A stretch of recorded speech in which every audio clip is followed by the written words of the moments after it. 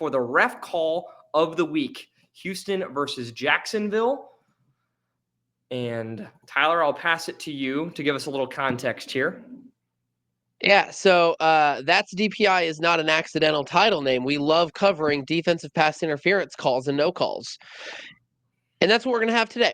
We have it's first and 10 inside the 2-minute warning, and Houston is down by less than a score. And we have a defensive pass interference called against the Jacksonville Jaguars.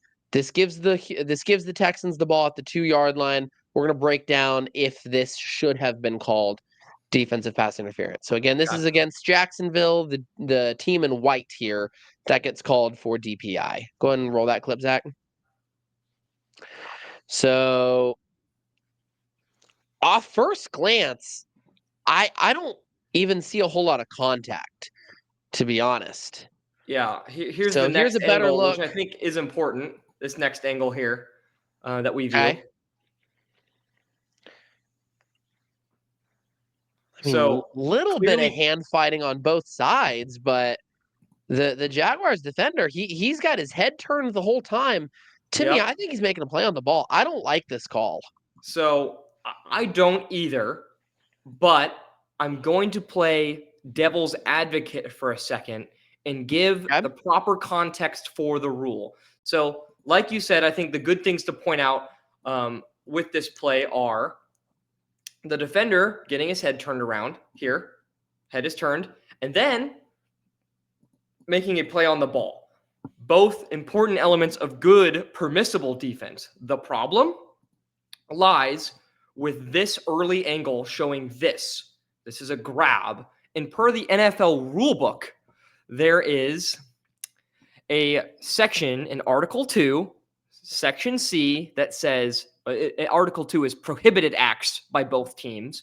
So Article 2, a prohibited act, Section C, states that grabbing an opponent's arms or arm in such a manner that restricts his opportunity to catch a pass is prohibited. So, as referees analyzing this play afterwards, or as rules analysts, we have to determine whether this restricts his ability to catch the ball or not. So I'm going to play that first angle one more time. Does this restrict his ability to catch the ball?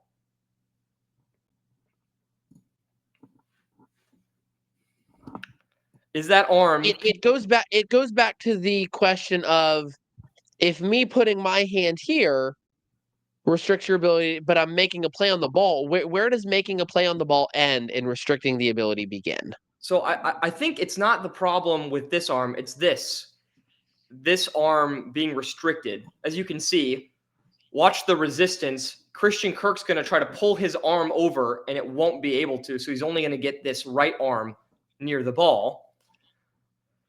Although where this kind of falls apart is this right here. When both of these arms come together, had the ball actually arrived and the defender didn't make a great play swatting it away, both hands come together like this, leading me to believe that he would have been able to make the catch regardless of this hand contact, because hand fighting is only prohibited if it is in such a manner that restricts his opportunity to catch a pass.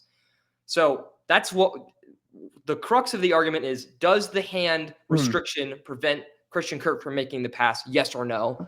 I would argue no. It's close, but I would argue no. What do you think? I would argue no either, because I'm thinking about it right now is, let's say this is not defensive pass interference, meaning it's not called, and we're talking about should have been called.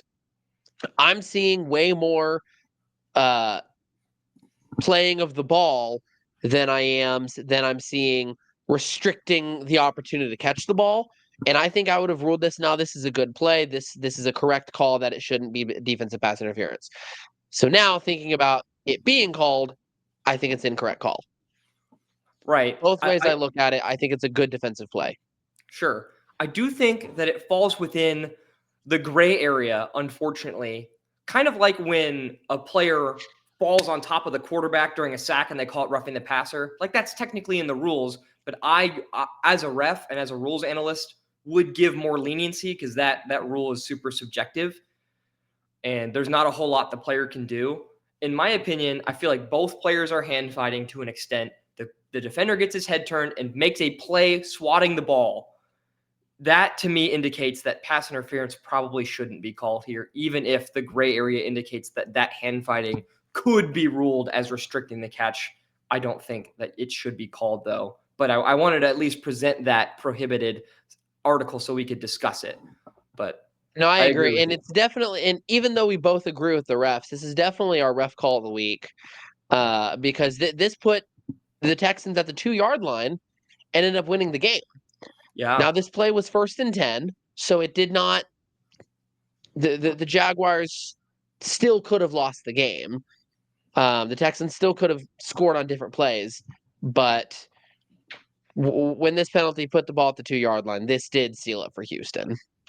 Yeah, 1st and 10 at the 2 is tough Certainly to something to overcome analyze. in that spot. And this was a big game, too, for Jacksonville in the playoff implications, but we'll cover those in a few weeks once it starts heating up a little bit more.